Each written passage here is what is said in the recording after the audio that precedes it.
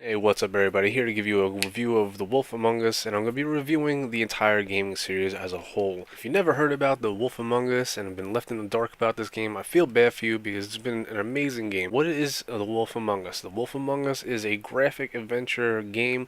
It's a point and click game, and it is based off of Bill Wingham's Fables comic book series. The Wolf Among Us video game actually takes place a decade before the events of the comic book. The game is brought to us by Telltale Games, and if you don't know who Telltale Games is and what other games they've published and developed, I have no idea what the hell to tell you. You really need to step your game up and check those other games out. In The Wolf Among Us, we find ourselves controlling Bigby Wolf, aka the Big Bad Wolf. He's the sheriff of Fabletown, and he's basically in charge of finding out who the hell committed this murder in Fabletown. Now, in this game, the way you handle a situation or the way you talk to somebody can and will come back to haunt you depending on how you handle it later on in the episode or even later on in the game in general. Meaning, if you were, let's say, an asshole to Snow White in the beginning of the game, she's going to remember that and she might not have your back later on in the game. No, this isn't a spoiler. I didn't spoil anything. Don't worry about it. This is something I want to stress. You're going to probably want to play this game multiple times because honestly, there's some choices that I made in the game that I really wish I can go back and change, especially after beating the game, and a bunch of the decisions that I made early in earlier episodes actually really did come back to haunt me, and like I said, I feel like a real dick for doing what I did. Thankfully, Telltale Games really made these choices you made count. Unlike the Walking Dead series that they produce, I feel like in The Walking Dead I could just, I could choose to do this, this, and this, and it's really not going to have much of an outcome on the game. Whereas in The Wolf Among Us, like I said before, when you choose to be a dick to somebody, they're definitely going to remember it, and it might actually come back to bite you in the ass later on in the game.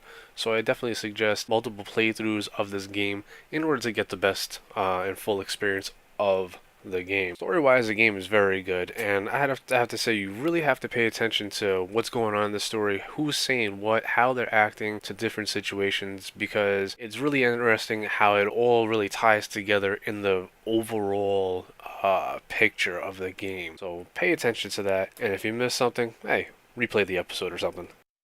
Controlling the game is absolutely easy. There's really nothing much to say about it except, it's a point and click game. You move your cursor here, you click, and that's that. So I mean, you really can't complain too much about that.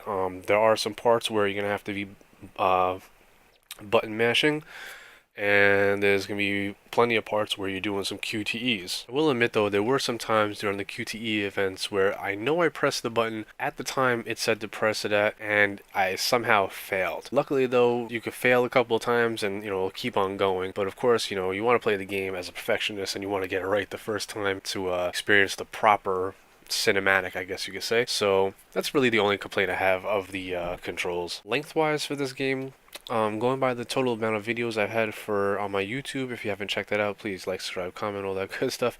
Check out that playlist as well.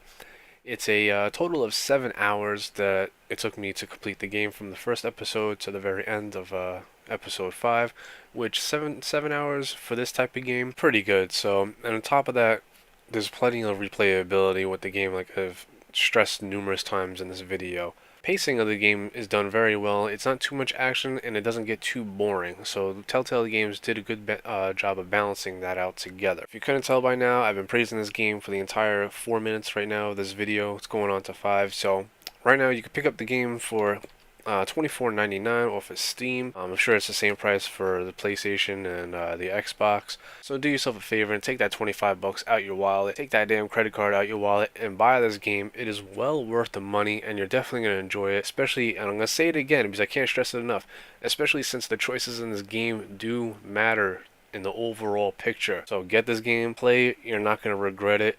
Telltale Games, you guys did a great job on this one, and I'm definitely looking forward to Season 2. Hopefully it doesn't come out another year or so. Alright, thanks for watching the video, guys. Please like, subscribe, and comment, all that good stuff. See you in the next one. Peace.